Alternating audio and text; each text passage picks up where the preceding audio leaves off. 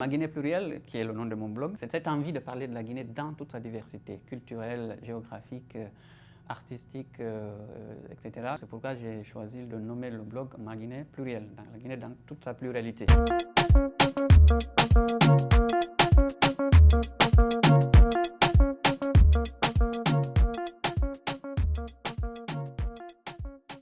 Je m'appelle Ali Mousso, je suis né dans un petit village qui s'appelle Puntugouré et c'est dans la sous-préfecture de Gourou-Al-Sunking, préfecture de Tili-Mélé. Administrativement, c'est en Basse-Guinée. Je suis blogueur par passion, communicant de profession, blogueur donc depuis une décennie maintenant, depuis 10 ans, et communicant depuis 8 ans. Je m'intéresse également à toutes les questions liées aux nouvelles technologies, à la vérification de l'information, fact-checking, et aux réseaux sociaux, à tout ce qui est social, donc l'entraide sociale.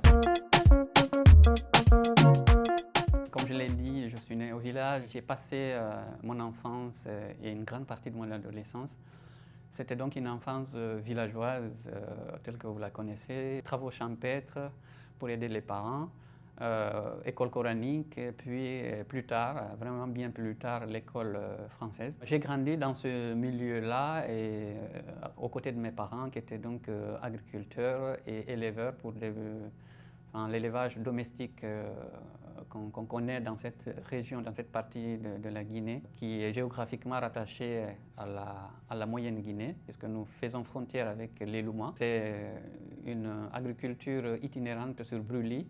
Donc ça veut dire qu'on défriche un champ et on y cultive généralement du riz et avec un peu de sorgho ou de mil. Au bout de 9 ans, on change de terrain. Et donc c'est cette agriculture-là itinérante sur brûlis que j'ai connue, que j'ai suivie, que j'ai même pratiqué en personne, et ces petits élevages domestiques, le fait de poules, de quelques caprins, donc de quelques chèvres, de quelques moutons, de quelques bœufs, quelques vaches. J'ai encore des souvenirs quand on faisait des petites cérémonies là pour qu'on dit engraisser les bêtes, donc les vaches. On organisait ce qu'on appelle l'Outupal. Je pense que ça se pratique toujours. Bon, ça fait maintenant un moment que je ne vais pas au village. L'Outupal donc consiste à réunir les animaux autour d'un point et où on met beaucoup de terre et beaucoup de sel. Et on abreuve donc les animaux. Je pense que c'était un pour les engraisser et deux pour les rendre repus de sel. Et on disait que s'ils étaient nourris de cette manière-là, ils n'allaient plus manger les champs des gens, enfin manger les cultures. On pouvait les éloigner. C'était le début de ce qu'on appelle les pâturages. C'était une cérémonie assez intéressante pour surtout les gamins parce qu'on mangeait beaucoup de lait, du riz et du couscous, le lakiri est constant. J'ai ce souvenir-là encore, ça fait très longtemps que je ne pratique pas, enfin que je ne fais pas ça, que je ne pratique pas à cela. Mais voilà, c'est cette vie rurale que j'ai menée jusqu'à mon adolescence. Et une partie de cette adolescence, donc je l'ai passée à Conakry parce qu'après l'examen d'entrée en 7e année, je suis venu à Conakry ici pour continuer mes études chez un oncle et j'ai été inscrit au collège Sangoya puis au lycée Yimbaya avant donc de terminer à l'université de l'Abbé.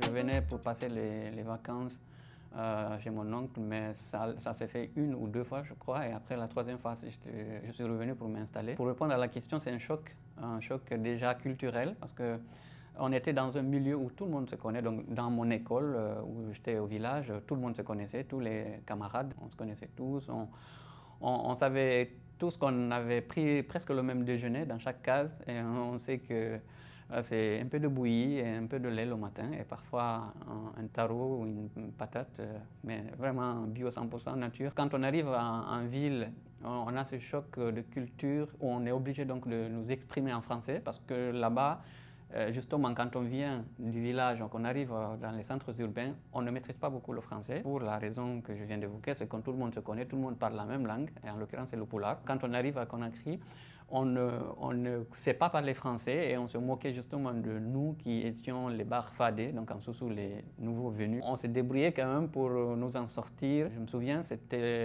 qui était aussi courant à l'école, c'était le Soussou. Il y avait, savez qu'à Conakry, ici, on vit dans une ville de Basse-Guinée où le Soussou domine dans les marchés et dans les écoles à l'époque, en tout cas. Il fallait donc non seulement s'intégrer en parlant Soussou, mais également en parlant français, donc double défi, et également progresser dans ce milieu multiculturel où il y a des personnes qui sont venues d'horizons divers. Je me souviens de ces moments-là qui étaient difficiles, mais c'était également des moments d'immersion, d'intégration, d'apprentissage. Ça s'est plutôt bien passé pour moi, avec quand même quelques regrets, parce que jusqu'à présent, je n'ai pas réussi à maîtriser le Soussou. Pas par manque de volonté, mais parce qu'il y a eu ce début, ce choc où si tu viens, tu ne parles pas cette langue à la récréation, dans la cour de récréation, avec les potes, etc. On se moque. Quand tu es introverti comme je l'étais, quand tu es un peu timide comme je l'étais, ça te freine, ça te bloque, qui fait que je ne m'en suis pas très bien sorti en Soussou. En français, je pense que je me débrouille pas mal, par contre. Pour moi, déjà, l'écriture, c'est une passion depuis très longtemps. Quand je dis depuis longtemps, c'est avant même l'arrivée de l'Internet en Guinée, parce qu'Internet est arrivé ici à la fin de la décennie, aux alentours de 1997-98. Donc bien avant ça, moi je m'intéressais à l'écriture et je le faisais à travers les lettres écrites à l'époque. Donc on écrivait des lettres, ce qui n'existe plus, qu'on mettait dans des enveloppes. Et même avant que je ne fasse cette correspondance personnelle, à un niveau donc personnel, je le faisais déjà au village en utilisant l'alphabet arabe, donc, parce que j'étais inscrit donc, à l'école coranique dès le début. Au village, à l'époque, pour avoir des nouvelles des parents qui sont en ville, il n'y avait pas de téléphone, il fallait donc écrire des lettres pour envoyer soit à Conakry, à Banjul, à Dakar, etc., pour prendre des nouvelles et donner des nouvelles également. Je faisais partie de ceux qui aidaient les parents donc, à rédiger ces courriers-là. Et c'est comme ça que j'ai appris à écrire déjà en arabe, donc en utilisant les caractères arabes. On écrivait les lettres en poulard, mais en lettres de l'alphabet arabe. C'est comme ça que j'ai commencé déjà à écrire. Je pense que c'est un soubassement pour moi. Quelque chose qui a fondé mon envie, ma volonté d'écrire, et donc que j'ai suivi et que j'ai adapté, que j'ai réadapté donc au français. C'est comme ça que j'ai commencé à écrire ces lettres-là et les échanger. Et plus tard, quand j'ai appris à écrire en français, à écrire donc également des lettres avec des copains qui étaient restés au village ou à Télimélé Centre, parce qu'eux, ils étaient venus jusqu'à Télimélé, moi j'étais à Conakry ici. On a continué une correspondance épistolaire et qui a contribué beaucoup, je crois, à enrichir mon vocabulaire de ce point de vue-là, à savoir rédiger des petits textes comme ça en étant soigné, parce que, comme vous le savez, dans une lettre, on dit beaucoup, mais il faut résumer pour que l'autre puisse comprendre le message. Cet esprit de synthèse, je l'ai acquis pendant ces moments-là et j'en suis très heureux aujourd'hui de pouvoir quand même synthétiser plusieurs idées en une page ou deux et pouvoir passer le message que je veux. D'ailleurs, c'est le souvenir qui me remonte, ça me vient spontanément que, effectivement, c'est de là que vient le soubassement de mon écriture, de cette pratique, parce que ce n'est pas une profession, mais c'est une pratique pour moi, l'écriture. L'écriture d'abord épistolaire, là, a continué jusqu'à ce que j'arrive à l'université. Et quand j'arrive à l'université, en deuxième année d'université, un frère m'a offert un ordinateur. Et c'est là que commence le digital, hein, dans le vrai sens même du terme. J'ai eu mon premier ordinateur portable, je crois, en 2005. Et j'ai commencé donc à écrire des textes que j'écrivais sur papier. J'ai continué à le faire sur ordinateur, donc maintenant, en les gardant, hein, parce que j'écrivais parfois pour moi. Je me souviens même qu'on avait essayé de créer un premier journal à l'université. On est allé à Pita visiter le barrage de King Kong, un barrage qui date des années 60. J'étais un reporter, hein, entre guillemets, donc on est allé et je suis revenu faire un papier sur cette excursion des étudiants sur le barrage de King Kong. Et j'ai affiché le papier qui a été très bien apprécié par les amis. J'ai continué comme ça à rédiger des petits textes et c'est quand maintenant les réseaux sociaux, disons clairement Facebook, a commencé à prendre son ampleur aux alentours de 2009-2010 que j'ai décidé donc de porter cette écriture individuelle à un niveau, enfin pour partager. J'ai commencé à écrire clairement sur Facebook, parce que Facebook avait à l'époque une option qui s'appelle article. Je crois qu'elle existe toujours, mais un peu plus cachée maintenant. Donc j'utilisais cette option article pour publier du contenu. Et d'ailleurs, avec cette option, on peut mettre le texte en forme, c'est-à-dire souligner gras, italique. J'ai commencé à partager mes écrits sur cette plateforme-là. Et ça me permettait de savoir comment est-ce que les gens appréciaient, parce qu'il y avait des commentaires où ils appréciaient, quoi, ils me complimentaient. Après cette étape, j'ai eu envie de créer maintenant un blog. Donc j'ai vraiment l'envie de créer un blog est arrivé après que j'ai commencé à écrire sur Facebook et à voir que ça plaisait, parce que moi j'écrivais pour le plaisir, pour le partage, et ça plaisait, et j'ai envie d'aller plus loin et de créer un blog. Et c'est comme ça que j'ai créé mon premier blog en 2010. C'est difficile de parler de soi, comme vous pouvez l'imaginer, mais en tout cas, je considère souvent ce que j'écris comme quelque chose de teinté d'humour, des blagues. J'ai longtemps pris mes textes pour des blagues jusqu'à ce que certaines personnes me disent « mais non, arrête de réduire tes textes à uniquement ça, mais c'est plutôt intéressant, nous on en apprend, on a envie de…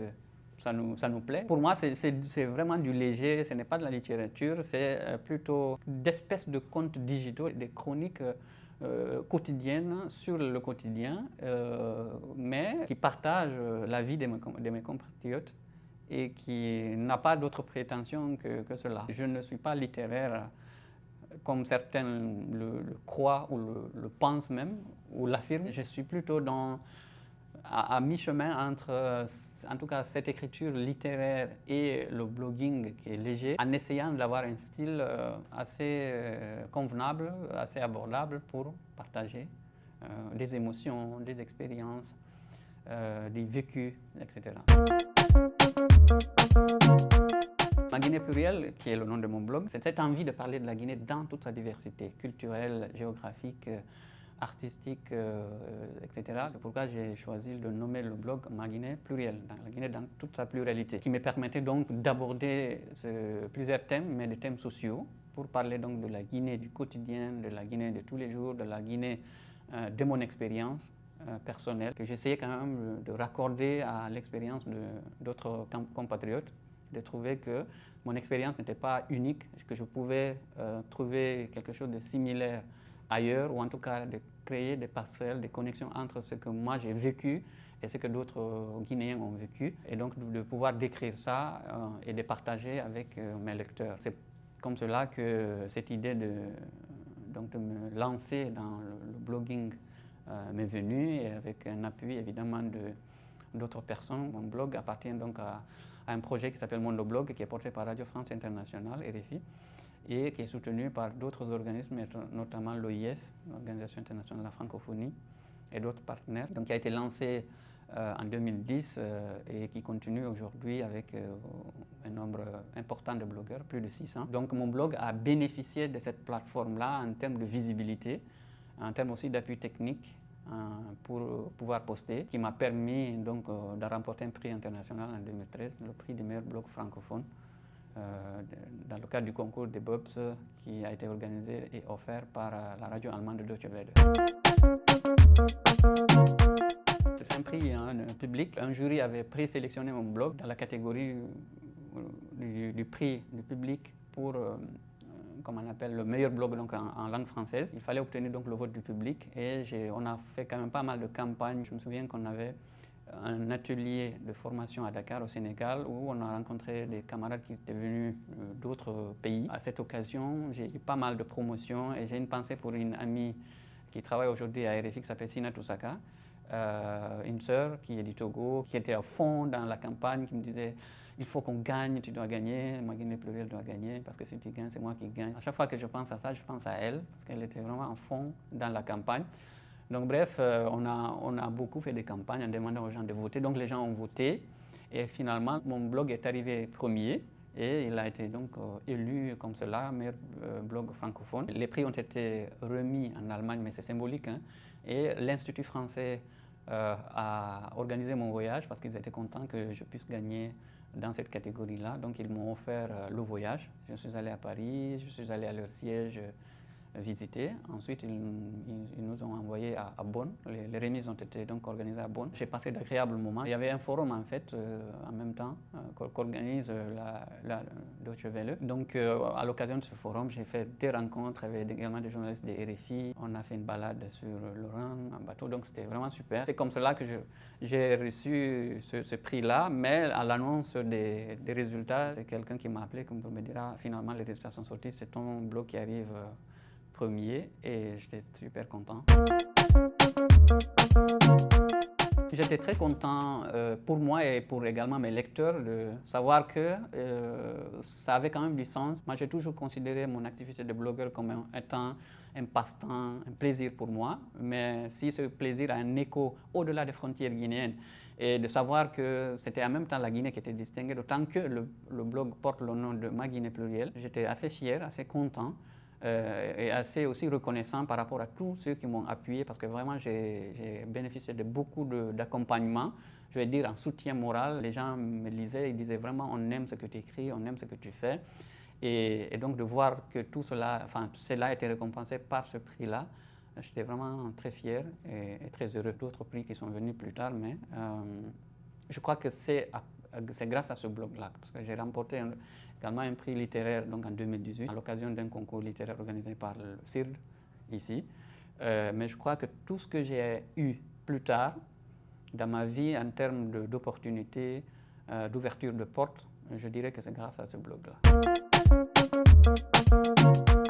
C'était un concours littéraire qui porte le nom de l'écrivain guinéen William Sassine. Le concours demandait à ce qu'on rédige un texte à partir d'une citation de Sassine qui disait en gros qu'aujourd'hui on n'a pas besoin de faire de la fiction, il suffit de se mettre à la fenêtre pour voir la réalité et pouvoir donc la décrire. Et donc à partir de cette citation, donc de rédiger un texte de entre 10 et 20 pages sur une réalité qu'on écrit en fiction. Moi j'ai choisi ce drame qui est arrivé donc je crois en 2007 avec l'effondrement donc de la décharge de Dar Salam qui avait tué une dizaine de personnes, blessé d'autres, et qui avait été donc un choc pour les Guinéens, enfin, pour les habitants de cette capitale, Conakry. Parce que aussi la thématique de la salubrité en Guinée, et particulièrement dans la capitale, est une thématique récurrente et d'actualité jusqu'à présent. J'ai choisi cela comme thème puisque je me disais que ça avait vraiment un raccord avec la citation de l'auteur.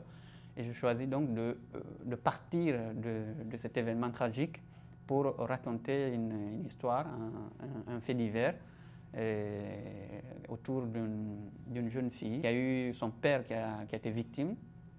Donc un accident est arrivé. La maison de la fille Bintou a été ensevelie par la déchetterie et son père a été retrouvé dans les décombres, grièvement blessé, a été évacué donc dans une clinique de Conakry. Toute l'histoire tourne autour des démarches contre la montre de cette jeune Bintou qui avait déjà perdu sa maman pour sauver son père. C'est pourquoi j'ai titré ça pour l'amour d'un père. La fin est un peu tragique, mais j'ai voulu vraiment me mettre dans cette nouvelle, parce que c'est une nouvelle en fait. Toute la tragédie de la ville de Conakry, sur tous les points, la circulation, l'insalubrité, la corruption également, parce que si vous l'avez lu, vous êtes rendu compte qu'à la clinique, elle a été flouée quand même par les médecins, par un médecin en particulier, mais aussi tout le courage que peut avoir une jeune fille et tout l'amour qu'elle peut avoir pour son père. Il n'y a pas que le côté sombre, parce qu'elle a été également aidée par une voisine. Elle a également eu beaucoup de courage pour sauver son père et elle faisait tout pour sauver son papa. C'était pour montrer également que les jeunes filles ne sont pas que ce qu'on peut imaginer sur elles, c'est-à-dire attentistes, matérialistes, etc. Il y a ce côté-là également de montrer qu'une jeune fille peut aimer son père, se battre pour le sauver quand il est en difficulté, comme lui, il s'est battu pour qu'elle soit à l'école, pour l'aider à s'accomplir. Dans la société guinéenne et en particulier dans les villes, il y a énormément de tensions, même au niveau individuel, c'est-à-dire en famille, etc. Il y a beaucoup de tensions parce que les gens se démerdent pour gagner leur vie et c'est pas facile. Et c'est ce qui crée parfois ces tensions-là. et qui se répandent sur toute la société et à l'école et dans les transports. Il n'est pas rare de voir des gens parfois se crêper le chignon dans la rue ou en tout cas aller jusqu'à s'insulter. Ce n'est pas la caractéristique première de la société guinéenne, je ne suis pas en train de caricaturer, mais ce qu'on rencontre. Alors je me suis dit, pour peut-être sortir de cette ambiance morose-là, il faut adopter de l'humour, parce que l'humour, c'est quand même quelque chose qui passe en général un peu partout. Après, ce n'est pas que ça, c'est que j'ai aussi la fibre de l'humour en moi, je crois. J'aime beaucoup rire, il arrive que je me fâche, mais j'aime plutôt rire et m'amuser. Et du coup, j'ai choisi cette manière-là de m'exprimer en utilisant de l'humour dans mes écrits pour faire passer le message. Et je me suis aperçu que ça passait mieux. Et j'ai donc adopté cette attitude-là que j'ai incrustée dans presque tout ce que j'ai écrit. Et ça marche plutôt bien, en tout cas si je m'en tiens au retour des personnes qui me lisent. Je continue là-dessus. Évidemment, cette nouvelle que je viens d'évoquer n'a pas cette trait d'humour, mais c'est pour montrer également que je peux m'en détacher à des moments quand il le faut. Mais sinon, ces traits d'humour parcourent mon écriture. Et ça me plaît bien parce que je vois que ça plaît aussi aux autres. Je crois aussi que c'est le sens de l'observation, la répétition qui fait qu'on a parfois ce réflexe-là d'aborder les sujets de manière un peu plus particulière que d'habitude et de pouvoir donc en parler sans forcément choquer. Parce que les sujets peuvent être très choquants ici, comme je l'ai dit, il y a les tensions qui arrivent à des niveaux très importants. Et donc, il faut parfois marcher sur des œufs pour ne pas heurter les sensibilités. On peut le faire quand c'est nécessaire, mais éviter en tout cas de choquer de manière abrupte, de le faire avec beaucoup de finesse. Et donc, c'est ce que j'essaye de faire. Je ne sais pas si je le réussis, mais c'est ce que j'essaie de faire à travers donc, cette écriture de blog et qui est maintenant aujourd'hui à une phase charnière, à cheval entre le blog et la littérature, puisque je m'essaye à l'écriture littéraire. Je peux dire que cette transition est le résultat aussi des pressions entre guillemets de mes lecteurs, parce que les gens me disaient ne te limite pas à ce blog, essaye de nous sortir quelque chose, d'écrire un livre. J'ai toujours des appréhensions en disant que est-ce que je suis fait pour écrire un livre, est-ce que j'ai toutes les capacités d'écrire un livre. Je me suis longtemps posé cette question. Et à chaque fois que je l'extériorise, que je me la pose devant quelqu'un, mais les gens disent mais qu'est-ce que tu nous racontes, ou bien c'est de la modestie que tu fais. Mais au fond de moi, je me disais que je n'étais pas à même de le faire. Jusqu'à ce qu'un événement arrive, qu'on a créé Capitale mondiale du livre en 2017. Et à la veille donc de cet événement, beaucoup de personnes m'ont dit écris quelque chose, profite de cet événement pour sortir quelque chose. Et à défaut, rassemble quelques-unes de tes chroniques et fais-en un livre. Moi, je peux t'aider. Et en particulier, quelqu'un qui m'a dit ça, qui m'a beaucoup accompagné, Asma Oubari, qui m'a donc aidé à rassembler un certain nombre de billets de blog, une cinquantaine, que j'ai réunis et que j'ai donc fait publier chez l'Harmattan Guinée et qui porte donc le titre du blog Ma Guinée plurielle, chronique d'une Guinée ineffable à partir d'un blog. Donc c'est comme cela que c'est arrivé. Après ça, ça m'a donné le goût de l'écriture et ce qui m'a poussé donc d'ailleurs à participer à ce concours littéraire. Pour l'anecdote, on m'avait donc sollicité pour être membre du jury de ce concours. J'ai refusé pour compétir plutôt. J'ai dit non, je préfère compétir pour voir mon niveau, à quel niveau je me situe. Et je suis content parce que je suis arrivé premier. Je suis un enfant du village. Je me définis toujours comme un enfant du village et je suis très fier de mes origines villageoises. J'ai acquis énormément de valeurs au village, d'éducation, de formation. Quand on est au village et qu'on grandit au village, on est non seulement éduqué et formé par les parents, la cellule familiale, par la société, par le village, mais également par la nature. On était vraiment en immersion dans la nature, en allant faire de la chasse, de la cueillette, en allant chercher de la paille pour couvrir les cases, en allant faire le toupal dont je parlais tantôt, et en allant participer même à des battues. Et tout cela constitue une école de la vie. Et en faisant l'école coranique également. C'est toutes ces valeurs-là que j'ai acquises au village, que j'essaye donc d'expérimenter, de valoriser, de tirer profit aujourd'hui dans ma vie de tous les jours, évidemment en étant donc non seulement ancrée dans le traditionnel, mais également dans le modernisme, en adoptant donc les nouvelles technologies de l'information et de la communication. C'est une espèce de mélange entre modernité et traditionnel qui m'habite et qui me permet donc de voir ce sujet sous cet angle-là et de pouvoir donc les aborder sous cet angle-là en utilisant les moyens modernes pour les partager, mais en partant de mes valeurs de quelqu'un qui est né au village, qui a donc acquis cette éducation-là pour les saisir et les partager. Je pense que c'est la cause première de cette capacité donc à le faire.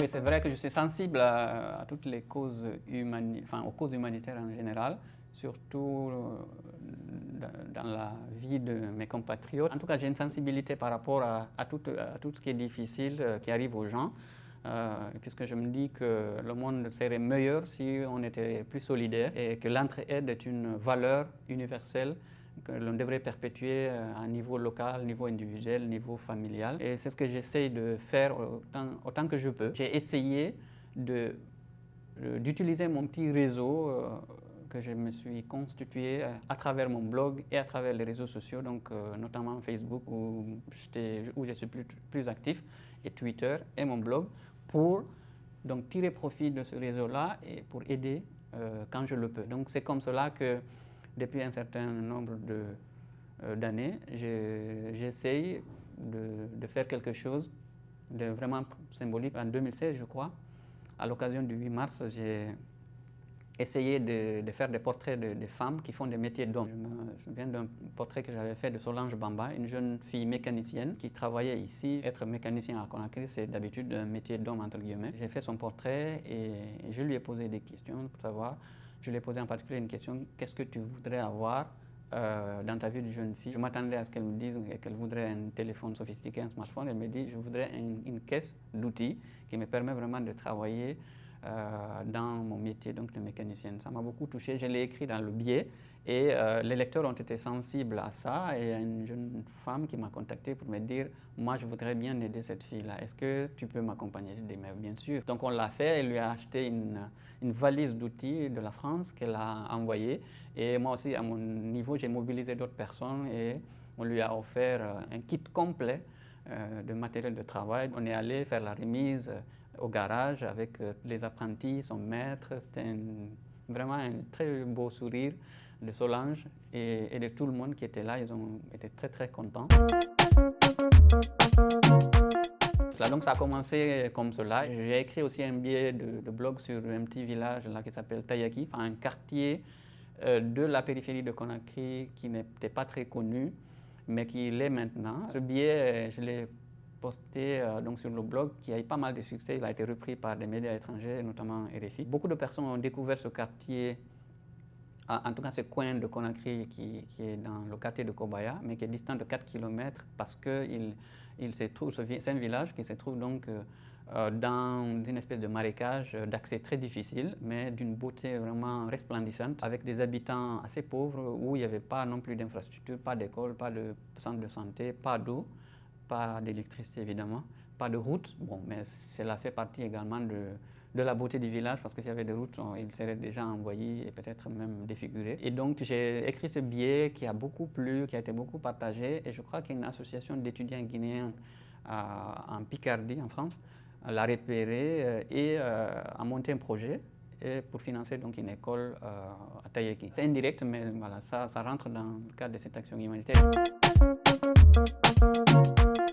Peut-être l'action la plus importante, c'est celle qui a été réalisée en 2017 avec la construction d'une école à Mali, dans la préfecture de Mali, sous-préfecture de Yembéren, dans un petit village qui s'appelle Yegelen, où on a donc réussi à construire une école grâce à une mobilisation sur les réseaux sociaux et grâce donc à la participation de beaucoup de personnes. J'ai initié une action qui a permis donc de mettre en place une école qui fonctionne aujourd'hui, qui porte mon nom, école primaire de Yegelen à Limousso. Je suis très fier. On a fait ça grâce à cette mobilisation de mon petit réseau. Les gens ont tout de suite adhéré. Pour la petite histoire, on partait là, moi je partais dans la zone dans le cadre d'une mission professionnelle, et au bord de la route il y avait un hangar Et dans ce hangar, il y avait une centaine d'élèves, d'ailleurs la majorité des filles, qui étudiaient sous un hangar qui n'était même pas terminé, avec des bancs qui n'étaient pas adaptés, ce qui était très haut. Les enfants donc avaient le pied en balançoire, les pieds en balançoire, et un tableau. C'était une feuille d'isorel en fait qui servait de tableau noir avec donc un enseignant. Quand on passait par là, par curiosité, on s'est arrêté. On est allé voir et puis il y a le maître d'école et un parent d'élève qui passait, quelques élèves qui sont venus nous dire ah voilà c'est ici, c'est une école, c'est là qu'on étudie, si vous pouviez nous aider. Moi j'ai juste pris des photos sur mon téléphone et je suis venu les poster sur mon mur Facebook en me fixant un objectif de mobiliser quand même 1 000 €, donc 10 millions de francs guinéens pour terminer le mur et d'aller à la salle de classe et offrir un tableau noir digne de son nom pour quand même qu'ils puissent étudier dans des conditions plus décentes. Mais en moins de 2 semaines, l'objectif était non seulement atteint mais même dépassé. Et comme il y avait un grand engouement, j'ai décidé, en concertation avec l'association des parents d'élèves du village, de poursuivre pour réaliser une salle de classe neuve et en dur. Ce qui a été fait, parce que les villageois aussi se sont beaucoup mobilisés. Il y a un qui a offert un hectare pour me dire, bon, moi aussi, c'est ma participation, l'école doit être construite ici. Et le reste, ils ont mobilisé tous les graviers, les briques, etc. On a mobilisé l'argent en coordination avec le maire de la localité. On a réussi donc à construire une école toute neuve, une salle de classe équipée de 40 tables bancs, un bureau du maître. On a fait la réception de ça. Et quelques temps plus tard, c'est la Fondation Orange qui m'a contacté pour dire nous voulons équiper cette école en tablettes et la numériser en quelque sorte. Donc ils ont offert 50 tablettes avec 2 serveurs contenant des milliers et des milliers de documents, d'ouvrages didactiques. Et on est allé faire la remise. Moi aussi, j'ai acheté un petit groupe électrogène pour pouvoir alimenter tout ça là. L'école est passée en 2 ans d'un hangar à l'école la plus connectée de Mali. C'est vraiment un motif de fierté pour moi. Et l'école continue. Et d'ailleurs, il y a même, en ce moment même, quelqu'un qui m'a contacté d'Arabie Saoudite pour me dire est-ce qu'il y a de l'eau à l'école. J'ai vérifié, il n'y en avait pas, il n'y a pas de truc. Il me dit je vous offre aussi un petit forage. Donc là, c'est quelque chose qu'on va démarrer, je pense, début janvier, là, pour creuser un puits. Pour dire que quand on commence à faire du bien, c'est généralement une chaîne d'action, de bienfaisance qui arrive et qui se greffe à ça et qui continue. Et c'est pourquoi il ne faut jamais couper la chaîne du bien et il faut continuer. Pour terminer, récemment, on a lancé aussi un projet humanitaire en faveur d'une artiste guinéenne qui s'appelle Binta Lalisso, que beaucoup de personnes connaissent, qui s'appelle Un toit pour Binta, et qui consiste donc à offrir non seulement un toit pour cette maman, une icône donc de la musique pastorale Peul, mais également une source de revenus permanent pour cette femme, parce qu'elle vit, malgré une carrière d'un demi-siècle de musique, elle vit vraiment presque dans le dénuement total. Avec un jeune qui s'appelle Ablaye Sadio, nous avons décidé non pas de lui donner de l'argent liquide ou même un bien, une voiture, etc., mais plutôt de l'aider à trouver une source de revenus durable afin qu'elle vive dignement et qu'elle ne soit pas obligée de faire de la mendicité, de tendre la main ou d'aller dans des cabarets un peu mal famés pour gagner sa vie. C'est pourquoi nous avons lancé ce projet en septembre dernier et qui a reçu un engouement qui est un peu mis en berne là à cause des événements qui se sont déroulés depuis octobre, mais qui continue et qui consiste donc à lui offrir un toit en construisant en fait, si vous voulez, un petit bâtiment qu'on mettra en location, dont les revenus vont lui être reversés régulièrement afin qu'elle puisse y tirer sa subsistance. Après, ce sont des actions symboliques par rapport à tous les besoins qu'on a dans ce pays, à la pauvreté, au dénuement. Et il y a des personnes qui en ont besoin. Donc, c'est pourquoi, par exemple, pour le cas précis de Binta Lali, on a dit aider cette dame, c'est aider en quelque sorte la culture guinéenne, parce qu'elle a contribué énormément à enrichir cette culture, à la faire vivre et à la faire connaître au-delà des frontières guinéennes. Elle est l'une, comme je l'ai dit, elle est l'une des pionnières de cette culture. Et c'est elle qui a contribué à faire rentrer dans les studios modernes la musique traditionnelle Peul. Parce qu'elle était chantée, cette musique, elle est chantée dans les hirdés, dans les podas, etc. Mais c'est à partir de 2006, je crois, qu'elle a contribué donc à faire entrer ça dans les studios et d'autres l'ont imité. Et elle a été une école pour beaucoup d'artistes guinéens aujourd'hui qui ont d'ailleurs parfois mieux réussi qu'elle, en tout cas en termes matériels. Elle mérite tout à fait qu'on l'appuie et elle ne mérite pas, compte tenu de sa carrière et de son apport à cette culture-là, de vivre dans ce dénuement. C'est pourquoi donc nous on a choisi de l'appuyer en initiant ces projets-là et on est en train de se battre pour donc réunir le montant, le budget qu'on a fixé et sous-estimé de 30 000 € pour acheter une parcelle, pouvoir construire donc un appartement de 70 mètres carrés et le mettre en location pour trouver des sources de revenus afin de pouvoir donc l'aider dans sa vie quotidienne. Nous sommes en quête de tout, d'argent, mais également d'appui en nature, en industrie. C'est-à-dire que si quelqu'un peut dire, moi je peux donner du ciment, nous sommes preneurs, des briques, des fers, des tôles, mais également une parcelle, et ce serait le Graal pour nous d'obtenir une parcelle ou même une demi-parcelle dans une zone où on peut construire et mettre le bâtiment en location et pouvoir avoir ne serait que 1 million, l'équivalent de 100 € à la fin de chaque mois, pour qu'on puisse donc reverser ça à Binta Lali pour qu'elle vraiment vive de ça. Aujourd'hui, plus de 75 ans, elle est très âgée, enfin elle est âgée, mais Dieu merci, on touche du bois, elle est encore en très bonne santé, elle a toute sa mémoire et toute sa capacité de cantatrice. Si quelqu'un veut participer à ce projet, nous avons mis en place un certain nombre de moyens de participation, c'est-à-dire des moyens de transfert d'argent. Il y a des numéros Orange Money et Mobile Money.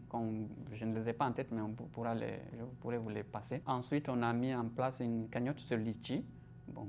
Et aussi des moyens de transfert à travers tous les services de transfert connus, Western Union, Wari, MoneyGram, etc., qui sont disponibles au nom de quelqu'un qu'on a également désigné pour recevoir toutes ces participations-là, qui s'appelle Aboubakar Diallo. On a ouvert un compte bancaire également récemment pour pouvoir donc thésauriser l'argent qu'on va mobiliser. On avait au début décidé de passer par mon livre, Ma Guinée plurielle, parce qu'en fait, ce n'est pas que de la charité, nous ne faisons pas que demander de l'argent. On est parti sur un projet qui combine non seulement charité, mais également proposition de quelque chose. Donc on est parti sur le fait qu'on va faire un mini-album de 5 titres à Binta Lali qu'on va revendre à un prix humanitaire. Et donc pour la production de ce mini-album, dont le montant s'élève à 15 millions de francs guinéens, on avait décidé donc de passer par mon livre, puisque moi en tant qu'auteur, je peux l'acheter à moitié prix. Il est vendu à 260 000, mais moi je peux l'acheter à 130 000 francs guinéens pour le revendre au prix normalement de 260 000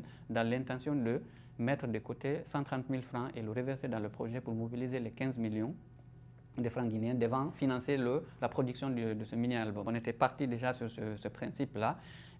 Ça a pas mal fonctionné, mais entre-temps, il y a un contributeur qui nous a appelé pour dire « vous pouvez arrêter la vente du livre, on vous offre les 15 millions ». En l'occurrence, c'est Guinée Games, donc on a déjà ces 15 millions-là, on a déjà franchi cette étape, mais comme on a toujours besoin d'argent, nous n'avons pas fermé les vannes pour toutes les personnes qui voudraient participer à ce projet que nous estimons noble. C'est encore ouvert et nous demandons vraiment l'aide de tout le monde pour qu'on aboutisse, pour qu'on fasse aboutir ce projet. Peut-être les réseaux sociaux, leur utilisation. Pour dire que les Guinéens sont très friands de réseaux sociaux, en particulier Facebook, qui a une certaine popularité en Guinée, mais je veux dire qu'on peut faire un dépassement de l'usage de cet outil. C'est vrai que c'est un outil de socialisation, de partage, mais également d'humour, etc. Mais on a parfois tendance à voir qu'il y a une utilisation aussi assez mauvaise qu'on en fait, surtout pour des attaques, etc. Et moi, je me dis qu'on peut utiliser ces réseaux-là à bon escient, en essayant donc d'initier des actions humanitaires ou à promouvoir ce type d'actions-là sur ces réseaux-là. Et d'être moins corrosif, parce que quand on est dans un réseau comme Facebook, on est dans une espèce de bulle où on s'alimente parfois de fake news et de la haine sur les réseaux. On le voit, hein, ce n'est pas une spécificité guinéenne non plus, on le voit un peu partout, mais c'est pour dire que Il y a aujourd'hui une utilisation plus efficiente, en tout cas à mon avis, que l'on peut faire de ces réseaux-là en apprenant mieux ce qu'ils sont, parce que beaucoup de personnes sont sur ces réseaux sans savoir qu'est-ce qu'ils sont et qu'est-ce qu'ils peuvent devenir en matière de, enfin, en termes de nocivité. Savoir tout cela, apprendre comment les utiliser de manière plus raisonnée et aider les autres, mais également enfin, partager, trouver cet équilibre-là entre une utilisation raisonnable et la manière donc d'aider sans vraiment tomber dans le panneau de l'extrême, de l'extrémisme, des insultes et tout ce qu'on peut trouver de répréhensible dans les actions des gens. Moi, je dirais que tous les Guinéens qui font avancer les choses dans le bon sens, ils m'inspirent de manière générale. Tous les jeunes hommes, toutes les jeunes femmes, et d'ailleurs je constate qu'il y a beaucoup maintenant de jeunes femmes qui font avancer quand même les choses dans le bon sens en utilisant le digital ou des anonymes, parce qu'il y a aussi des femmes qui ne sont pas forcément sur les réseaux, mais qui font des choses très intéressantes. Je constate aussi que les jeunes filles sont dans la communication, c'est très très bien. Donc moi je suis inspiré par toutes ces personnes qui sont dynamiques et qui font avancer les choses. Maintenant, dans le domaine de l'écriture, je pense à Thierno Moné Nembo, qui est une icône que tout le monde connaît, qu'on a étudié déjà à l'école, au lycée, et qui aujourd'hui est quand même dans une posture un peu oui, contestataire en termes de ce qui se passe. Mais je parle de son œuvre, je parle de tout ce qu'il a apporté à ce pays en termes donc, de culture. Je suis vraiment inspiré par son travail dans son œuvre de manière globale et pas en particulier pour telle ou telle thématique. Pour le reste, comme je l'ai dit, tous ceux qui font bouger les choses dans le bon sens, qu'ils soient hommes, femmes et de toutes les ethnies, de toutes les régions de Guinée, ils m'inspirent.